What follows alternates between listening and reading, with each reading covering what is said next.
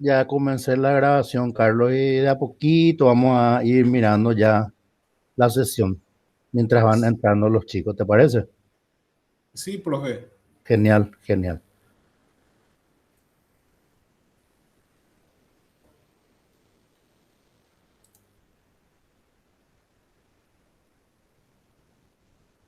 Uy, Buenas tardes, Matías, ¿cómo estás?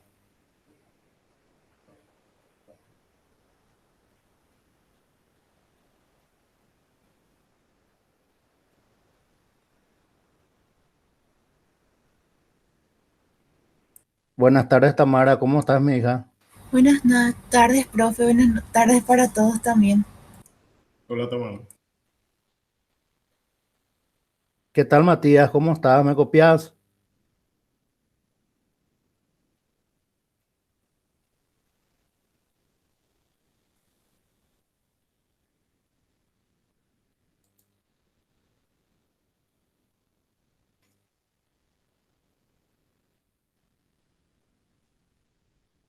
Buenas tardes, Diego, ¿cómo estás? ¿Qué tal, profe? ¿Cómo le va? ¿Todo bien? Mejor imposible, sí, feliz como una lombriz porque esta semana ya por fin me apliqué mi segunda dosis de AstraZeneca. ¿Y qué tal te dio, profe? ¿No te dio fiebre ni nada? Desastre me hizo. La primera vez me dio fiebre. Esta vez no me dio fiebre porque ya tomé un cetamol, ¿verdad? Pero me quedé todo lánguido, ¿verdad? Por 2 días, somnoliento y me dolía mucho el brazo, ahí donde me colocaron la vacuna. Pero bueno, o sea, hay que aguantar eso, ¿verdad? Sabemos que los beneficios que vamos a tener después. Y a nivel de sociedad ya estamos viendo los resultados, ¿verdad? Como prácticamente tenemos controlada la epidemia, pero tenemos que mantener la calma nomás, porque hay un montón de gente que todavía no se vacunó. Y sí, la Pero verdad, bien, profe, la criatura y eso también faltan, los niños y eso. Pero así sí, también, sí, sí. pero así también, profe, hay un montón de gente que no se va a aplicarse la segunda dosis. Y sí, están lo que se aplicaron Sputnik V, lo que ahora están sufriendo, según tengo entendido. También y por el miedo de las personas que se aplicaron la segunda dosis y dicen que golpea. Y Lo que, golpea, pero tenés que aguantar. No, no, nadie se hospitalizó, nadie se internó, nadie se murió, ¿verdad? La AstraZeneca lo que tenía el problema en el primer mundo es que se dieron casos muy llamativos de mujeres jóvenes, ¿verdad? Sanas que tuvieron trombosis. Por eso en algunos países de Europa solamente le aplicaron a los mayores de 60 años el AstraZeneca. Pero nosotros como país cuarto mundista, y digo cuarto mundista, chicos, no digo tercer mundista, duele decirlo, pero hay que decirlo. Bueno, tenemos que aceptar lo que venga, porque demasiado mal ya pasamos. Hasta ahora me acuerdo cuando se quiera en una conferencia dijo, estamos en el horno. Llegamos, Cocinando, no, profe. sí, sí, siempre lo estamos en el horno, ¿verdad? Por nuestro clima también. Pero llegó a mencionar que estuvimos batiendo el récord mundial de cantidad de fallecidos por millón de habitantes. Y es cierto, yo recuerdo una vez se llegó a 152, puede ser, y yo hice nomás un cálculo, Brasil tiene 30 veces más habitantes que nosotros. En síntesis, si eso hubiese sucedido en Brasil hubiera muerto 4.500 personas, cosa que nunca ocurrió, ¿verdad? Llegaron a tener 2.000 muertos y eso, ¿verdad? Creo que hasta 3.000 llegaron, pero no, el nuestro fue un caso único. Y mucha gente, yo sé que murió por falta de adecuada atención médica. Un ex compañero de trabajo jubilado de 62 años murió 2 años después de jubilarse. Se fue a IPS Ingavi y tenía que entrar en terapia intensiva y No había. no había, no había terapia. Y estuvo 10 días así, ¿verdad? Y después los hijos entraron en Baratepe, hablaron ahí con el doctor y el doctor se sinceró y les dijo, si tu papá no entra en terapia intensiva, no va a pasar esta noche, le dijo. y le sacaron, se hizo, ya saben, ya la famosa contribución hamburgueseada, todo eso, ¿verdad? Organizamos actividades y le sacamos ahí, le llevamos a un privado y estuvo una semana y no aguantó más después, lastimosamente. Y hay miles de testimonios así, miles. Pero bueno, estamos saliendo del pozo, estamos saliendo del horno de a poco. Creo que ya hay quórum, me parece, ¿verdad? Y entonces vamos a comenzar la sesión. Bueno, veamos.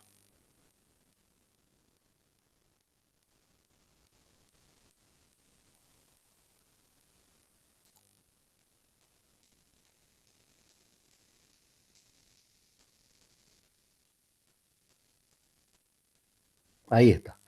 Ok, entonces vamos a ir, ¿verdad? Avanzando. Organicé de izquierda a derecha, ¿verdad? La sesión de hoy es la sesión número 3, ¿verdad? Y bueno, cuáles son los objetivos y las orientaciones, y básicamente las mismas de siempre. Lectura de los materiales propuestos y realizar las tareas planteadas. Vamos a ver ya enseguida esa parte. Y como siempre, utilizar los espacios de comunicación para consultar cualquier duda. En nuestro caso, ¿verdad? Utilizamos muy bien la herramienta de WhatsApp, ¿verdad? En tiempo y forma, como corresponde. Estoy dando un curso que se llama Aprendizaje Centrado en el Estudiante.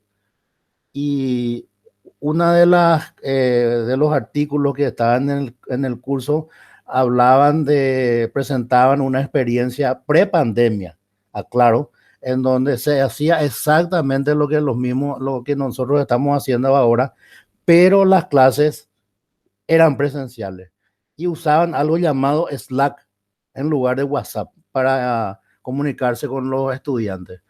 Entonces los profes enseñaban matemáticas y enviaban, ¿verdad? Una semana antes, ya enviaban en el aula virtual de Moodle y también inclusive a través del Slack los materiales para que los chicos vayan mirando ya, ¿verdad? Y luego en la sesión, en la clase presencial, entonces se desarrollaba la clase normal, pero con, digamos, el prerequisito de que los chicos ya tenían que haberlo mirado antes, ¿verdad?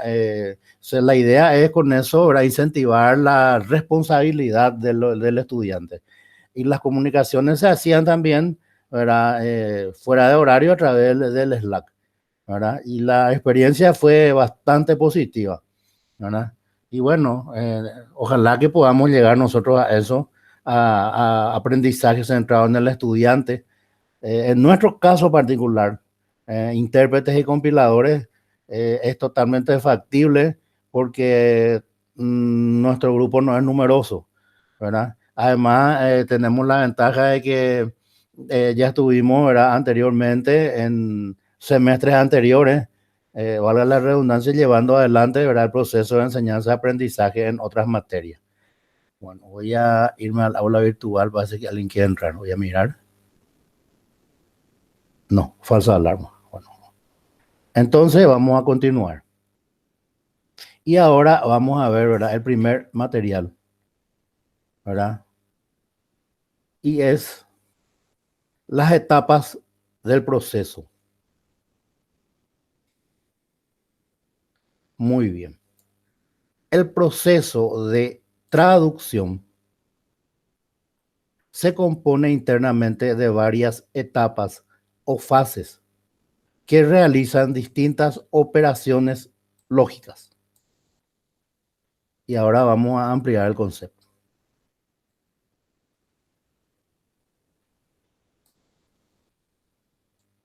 Estas fases son piezas separadas dentro del traductor y pueden escribirse como operaciones codificadas separadamente, aunque en la práctica a menudo se integren juntas.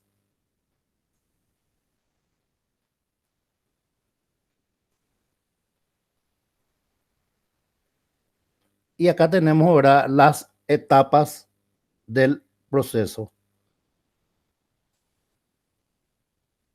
Existen diversas fases de compilación, eso hay que tener bien en claro, o también en llamadas etapas de la compilación, que se ilustrarán en la siguiente imagen, ¿verdad? Obviamente esto es completamente transparente para el profesor, para el programador, ¿verdad?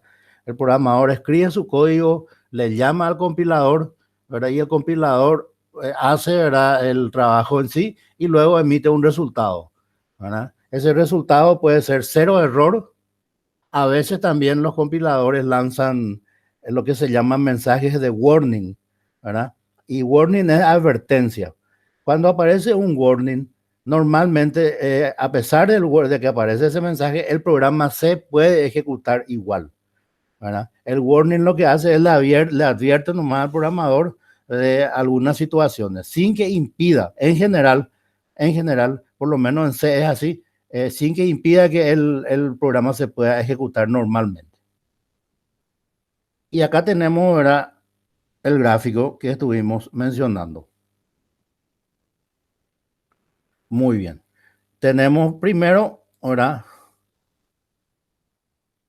el programa fuente. ¿Y qué es el programa fuente? El programa fuente es, ¿verdad?, el programa que escribe el usuario, ¿verdad? Entonces, para eso, obviamente, el usuario debe tener un conocimiento previo del lenguaje de programación que está utilizando, ¿verdad? Hay sentencias, instrucciones, comandos que, por ejemplo, no se pueden utilizar en un determinado lenguaje porque no forma parte del juego de palabras reservadas y que, sin embargo, se pueden utilizar perfectamente en otro lenguaje, ¿verdad? Un ochentoso como yo, ¿verdad?, de la década de los 80 te diría, por ejemplo, bueno, en COBOL está la instrucción perform, ¿verdad? Y sin embargo, eso no existe ni por asomo en lenguaje C, ¿verdad? También está search, ¿verdad?, que tampoco existe. Después, avanzando un poco más, ¿verdad?, si vamos a enfocarnos, por ejemplo, a un lenguaje de programación más nuevo que se utilizaba, ¿verdad?, en los computadores personales, me refiero al Clipper, por ejemplo, ¿verdad? Ahí estaba la instrucción seek, que sí existe en C para archivos, pero existe la instrucción locate para búsquedas secuenciales, que no existe en C ni tampoco existe en el COBOL. Bueno, vamos a ir un poquito más abajo, ¿verdad? ¿Qué viene después? Y viene el proceso de traducción, ¿verdad? ¿Y eso qué lo hace? Y lo hace ya el compilador. Una vez que se hizo ¿la traducción a qué? Y la traducción al lenguaje de máquina. Es lo que es el punto exe que vamos a ver después como resultado final. Una vez que se hizo eso, entonces aparece ¿qué cosa? ¿Verdad? Aparece el programa objeto. Y ese es ya, ¿verdad?, el programa prácticamente, digamos, a ser ejecutado. Pero todavía falta algo más, ¿verdad? Falta algo que se llama, ¿verdad?, el montaje del programa, ¿verdad?, que viene después. Tenemos acá, ahí, perdón. Ahí está. Falta lo que se llama montaje del programa. Y una vez que pasamos esa fase, entonces sí, ya estamos entrando en dónde? Estamos entrando en esta parte. Un momentito. A ver. Acá está Samuel. Ahí ya entró. ¿Pudiste entrar, Samuel? ¿Me copias? A ver.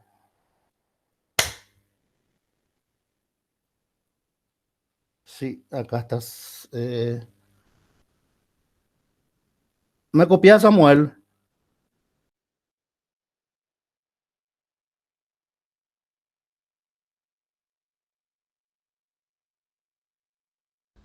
Profe, ¿me hablaste, profe? Sí, Samuel, ¿qué tal? ¿Cómo estás? Ah, bien, tranquilo. Sí, Es no que quería, escuché.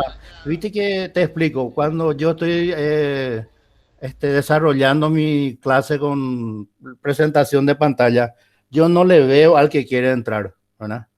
La solución para no pedir admisión, ¿verdad? En estos casos es que vos tengas abierto tu correo con el que te inscribiste en el aula virtual. Ese correo que figura en el aula virtual, Samuel, vos lo tenés prendido, ¿verdad? Abierto, mejor dicho, y entonces ahí vos podés ingresar directamente con el link que usamos normalmente. No vas a necesitar que el profesor esté autorizando o admitiendo, ¿verdad? Eso nomás te quería comentar, así de onda. Bueno, vamos a seguir. Voy a comenzar Dale, otra profe. vez a pantalla completa, compartir. Y bueno, nos quedamos acá. Vamos a seguir.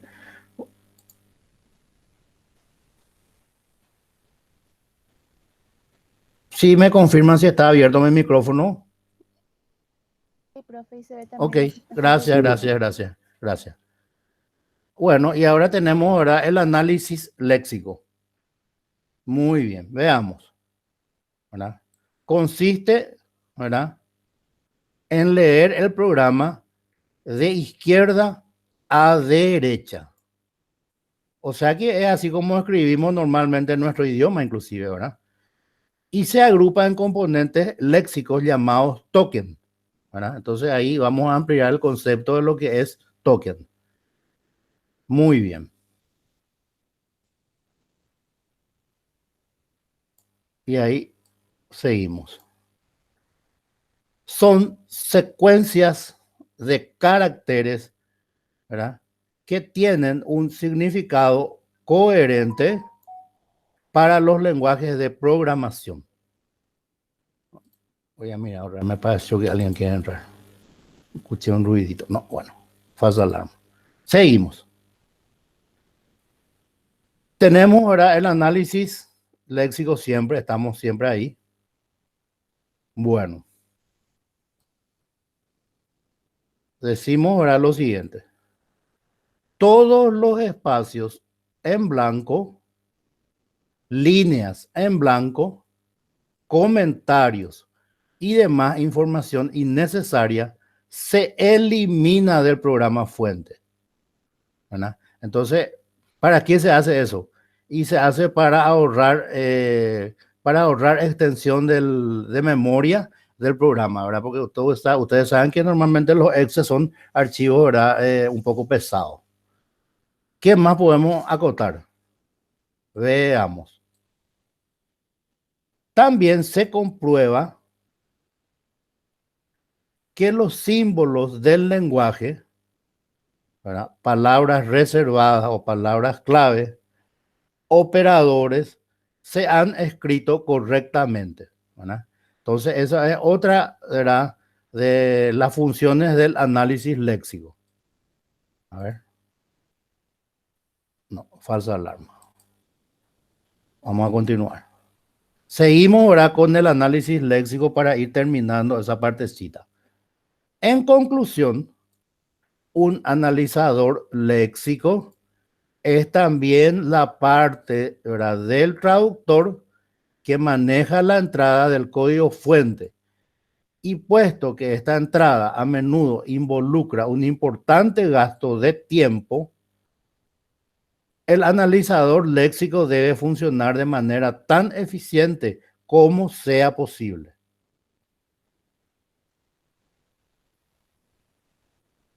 Y acá tenemos un gráfico ahora del análisis léxico. Muy bien. Y primero tenemos acá ahora el programa fuente, el analizador léxico, el analizador sintáctico, semántico, se genera el código intermedio y luego ahora se sigue con estos dos pasos que tenemos acá, hasta llegar al optimizador de código. Muy bien. Perdón.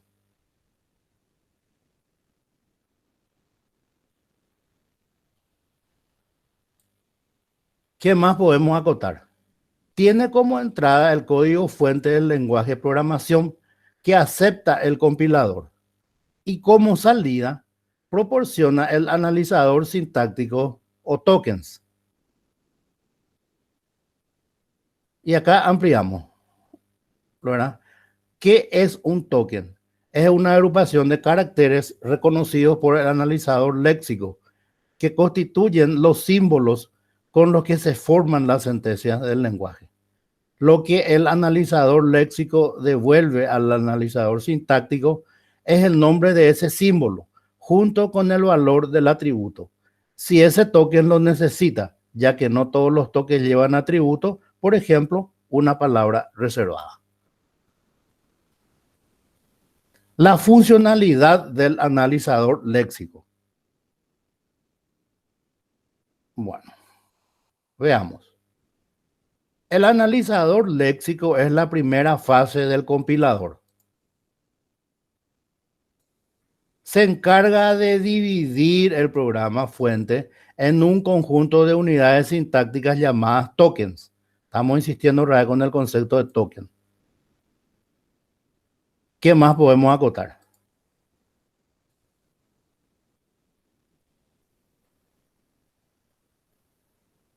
Se refiere, ¿verdad?, a tratamiento de comentarios, eliminación de blancos y símbolos especiales, manejo de errores léxicos, interacción con la tabla de símbolos, ¿verdad? Y tenemos más abajo un pequeño gráfico, ¿verdad?, en donde, ¿verdad?, estamos viendo también, ¿verdad?, en forma horizontal, ¿verdad?, cómo se va manejando lo del programa fuente. Y tenemos el analizador léxico, el token, el analizador sintáctico, se obtiene el token y finalmente la tabla de símbolos. Bueno, un segundito, por favor, con la disculpa del caso.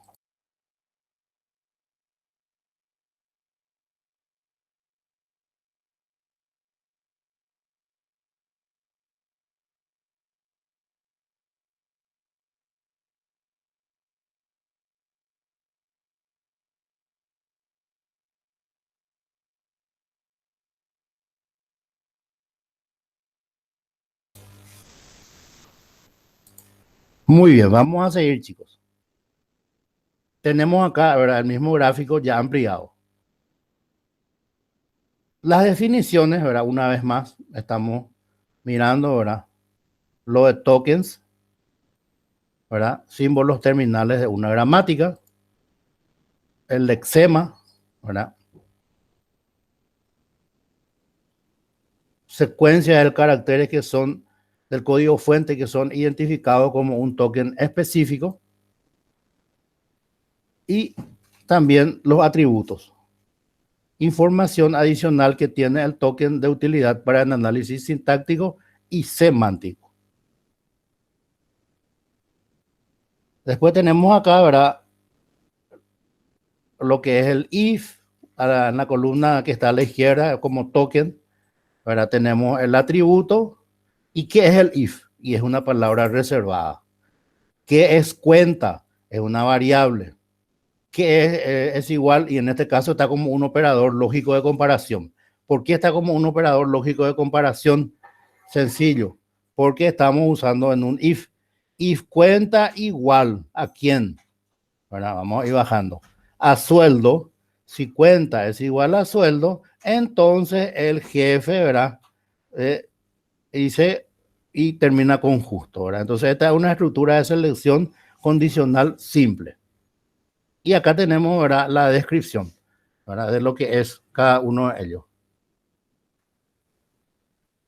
Bueno, vamos a continuar.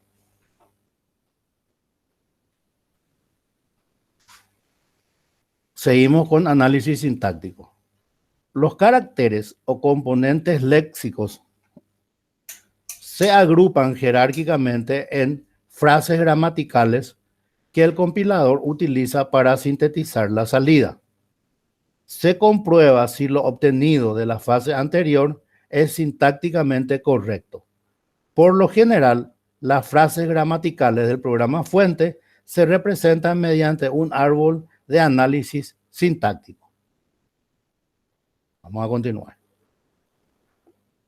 La estructura jerárquica de un programa se expresa utilizando reglas recursivas, ¿verdad? Y bueno, y ahí vamos a hablar de la recursividad. ¿Qué es la recursividad en programación? Y es la posibilidad que tiene una función de autoinvocarse un número infinito de veces. Normalmente se utiliza, por ejemplo, para calcular frecuencia de números Fibonacci, para calcular factorial de un número y ese tipo de cosas. Pero en el caso nuestro en concreto, ¿verdad? Se parte de la base que cualquier identificador es una expresión, se refiere a la variable. Cualquier número es una expresión, se refiere a la constante. Y acá tenemos ahora, si expresión 1 y expresión 2 son expresiones, entonces también lo son, ¿verdad? Y ahí tenemos la fundamentación, ¿verdad? En donde tenemos expresión 1 más expresión 2 o expresión 1 por expresión 2. Y así sucesivamente. Las reglas 1 y 2 son reglas básicas no recursivas, en tanto que la regla 3 define expresiones en función de operadores aplicados a otras expresiones, ¿verdad? ¿Y cuál es la regla 3 concretamente? Y se está refiriendo a esta parte, ¿verdad? Ahí es donde existe el concepto de recursividad. Bueno, seguimos siempre con el 1.2, análisis sintáctico. Entonces determina la sintaxis o estructura de un programa. La sintaxis de un lenguaje de programación se lo determina mediante reglas gramaticales de una gramática libre de contexto, similar a la ER en el análisis léxico, con la diferencia de que son recursivos. Los algoritmos utilizados para reconocer estas estructuras difieren del léxico, ya que utilizan llamadas recursivas o una pila de AS. El AS involucra tener que elegir entre varios métodos diferentes con sus propiedades y capacidades. Existen dos categorías basadas en la manera en la que se construyen el árbol de análisis gramaticales o sintácticos: descendente o ascendente. Y acá tenemos ahora el método ascendente, como su nombre lo indica, ¿verdad? Y tenemos acá, ¿verdad?, otro ejemplo, ¿verdad?, en donde tenemos ahora,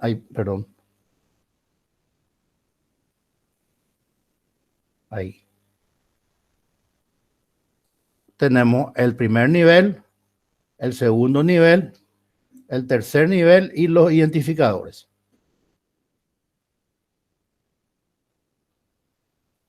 Ahora vamos a entrar en la tercera fase, el análisis semántico.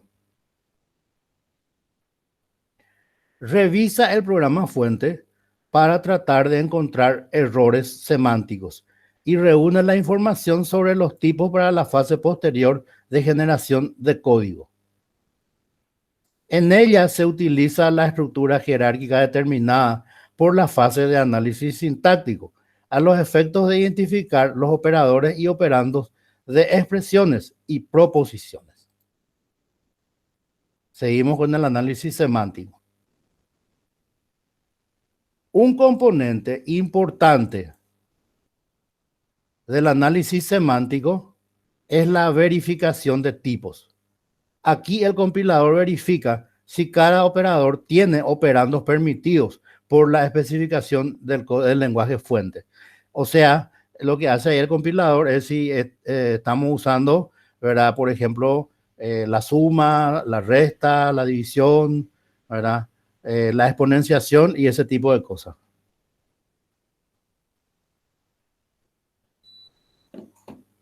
Seguimos. Por ejemplo, las definiciones de muchos lenguajes de programación requieren que el compilador indique un error cada vez que se use un número real como índice de una matriz. Vamos a tenernos un poquitito acá, ¿verdad? Habla de esto, ¿verdad? Bueno, ¿qué es un número real? Un número real, por ejemplo, en un lenguaje C, es cuando se declara la variable con el nombre de float, ¿verdad? Y entonces, cuando se usa float, si escuchan un ruidito ahí, no se preocupen, es una mosca malsana que me está molestando y que ya a quien le estoy a punto de pasar a mejor vida. Así es que no se alteren. Como les iba diciendo, ¿verdad? Un número real es cuando el lenguaje C declaramos como float. Bueno, ¿y cuál es el problema con el float? El problema con el float es que por defecto tiene 7 decimales. O sea que, por ejemplo, el 1 no es 1 nomás, es 1.7 decimales. Y ese tipo de cosas no se pueden usar como su índice de un vector o de una matriz. Tiene que ser numérico entero, ¿verdad? El índice de un vector de una matriz. Entonces, a eso es lo que se está refiriendo a este punto del material. Y ahora, ¿verdad? La fundamentación de por qué hacer un análisis semántico. Y ahí tenemos. Los analizadores léxicos y sintácticos no pueden detectar todos los errores. El análisis semántico estudia las palabras en función de su significado, con el objeto de extraerlo del lenguaje de programación empleado para integrarlo en el contexto general del programa. O sea, ¿qué es lo que hace el análisis semántico? Considera si lo que se está escribiendo tiene sentido.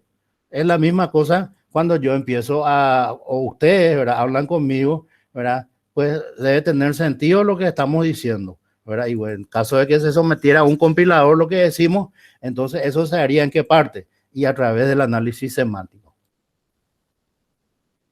Acá tenemos, ¿verdad? Un ejemplo de comprobación semántica. Dice J es igual a 1 más verdadero. Y ahí, ¿verdad? Hay un error. ¿Por qué hay un error? ¿Y dónde está el error? Bueno, yo entiendo que el error estaría acá. Vamos a ver. Error. Se esperaba un valor de tipo numérico o cadena tras el operador más en la línea 2, columna 7.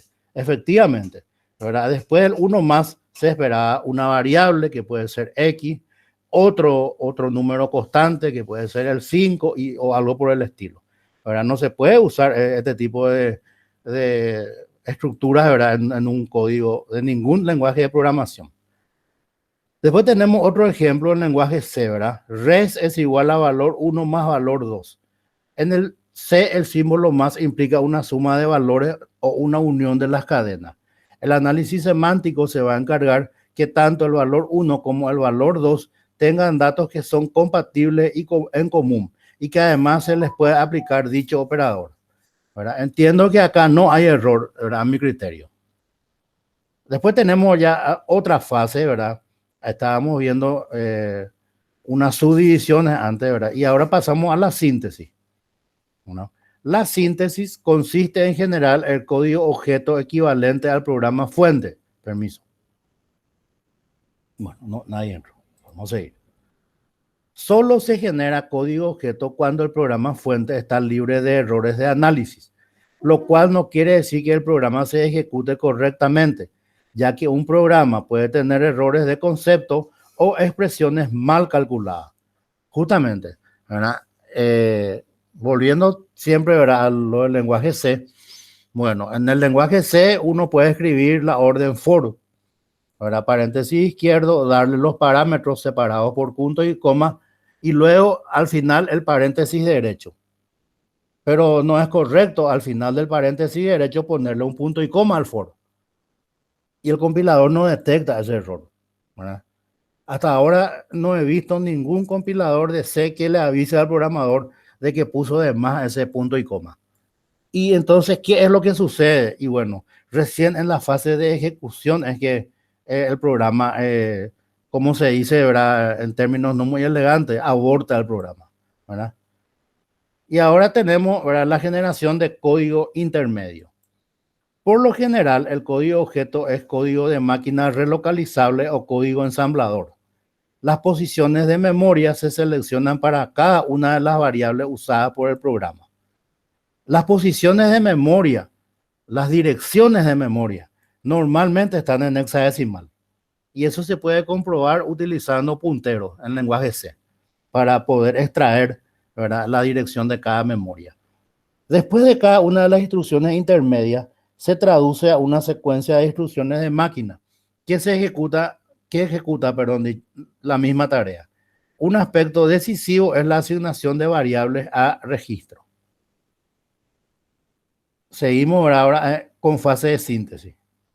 Consiste en general el código objeto equivalente al programa fuente. Solo se genera código objeto cuando el programa fuente está libre de errores de análisis, lo cual, ¿verdad? Y ahí otra vez vamos a enfatizar esta parte, ¿verdad? Lo cual no quiere decir que el programa se ejecute correctamente, porque hay errores que el compilador no puede detectar, ya que un programa puede tener errores de concepto o expresiones mal calculadas. Por lo general, el código objeto es código de máquina relocalizable o ensamblador. Optimización de código, ¿verdad? Eso se puede hacer también con los códigos fuentes. Consiste en mejorar el código intermedio, de modo que resulte un código máquina más rápido de ejecutar. O sea, eso lo hace el compilador. Pero repito, también el programador puede, ¿verdad? Una vez que hizo la primera versión de su código, darle un vistazo e ir optimizando ese código, ¿verdad? De acuerdo a si muchas veces ya no es posible, ¿verdad? Pero normalmente se puede optimizar un código que ya hicimos así de buenas a primeras.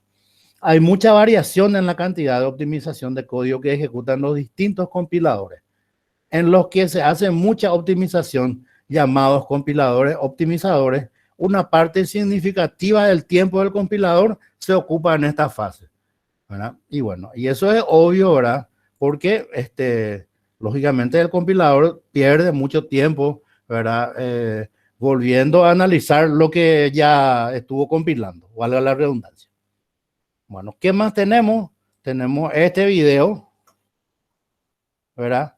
En el aula virtual de hoy, ¿verdad? Tenemos este material que es de lectura obligatoria, entre comillas, ¿verdad? ¿Para qué es este material? Para que puedan hacer esta tarea, ¿verdad? En donde tenemos, ¿verdad? Preguntas, tenemos citar y tenemos responder con verdadero o falso, ¿verdad? Y esta es la sesión que corresponde a este mismo tema, ¿verdad? El año pasado, ¿verdad? En el segundo semestre con otro grupo. Y esta es nuestra aula virtual. Todo eso que estuve detallando es lo que tenemos acá, ¿verdad? Lo último que les estuve mostrando era esto.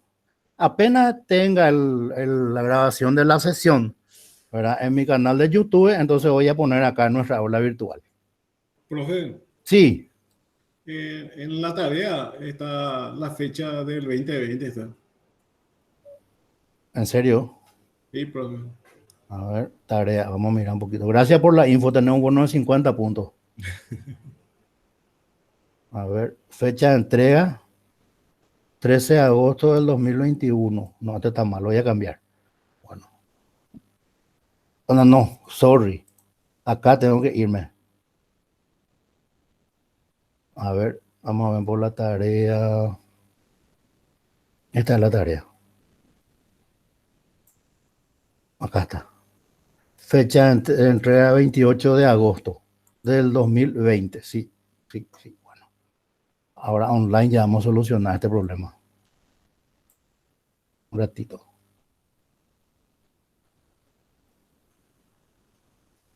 Aquí. Y cosa que miré y remiré y bueno, siempre el ojo humano.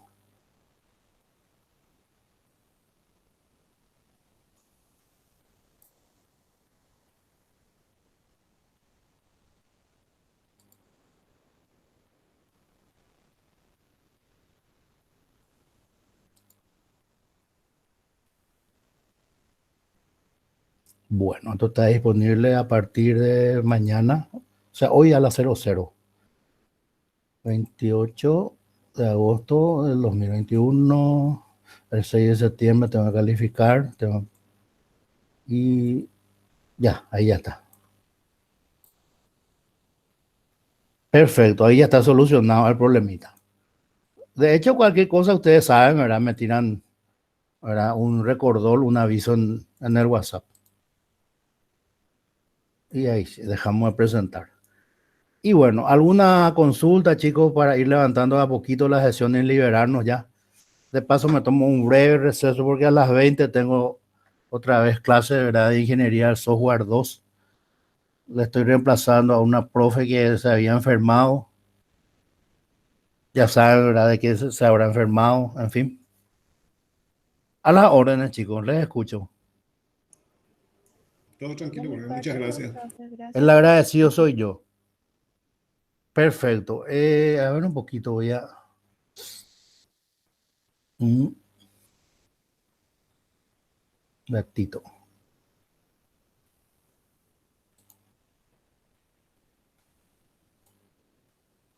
Voy a habilitar mi chat. Ahí está.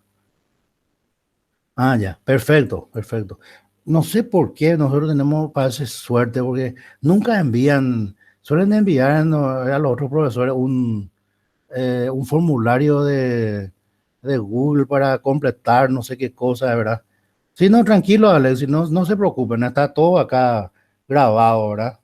Y además, a ver, pues tenemos 1, 2, 3, 4, 6 estudiantes y el profesor, ¿verdad? Es demasiado fácil el prorrateo, el control. Y bueno, chicos, si no tienen objeciones, levantamos la sesión, ¿les parece? Muchas gracias, profe. El agradecido soy yo. Feliz fin de semana. Igualmente, profe. Cuídense. Dale, profe, chau, chau. Chao, chao.